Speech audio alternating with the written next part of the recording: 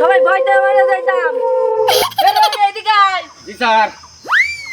5 কোটি দা দে, কেমন কিনেছি? চান্দা যে না দেবে তার বাড়ি যায় মেরে দিবি। মেশিন তো সব আজকে ভাড়া করে নিয়ে আসলাম। আজকে থাবা বাস্তান রে যাত্রা করে দিয়ে আসবে। চলো চলো চলো কয় ভাই আজকে যাই।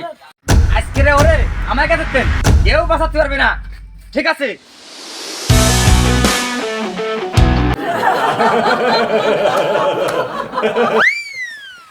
আগস ননি দাঁড়া। ওরে বাবা, ওরে বাবা, ঠিক করেছে।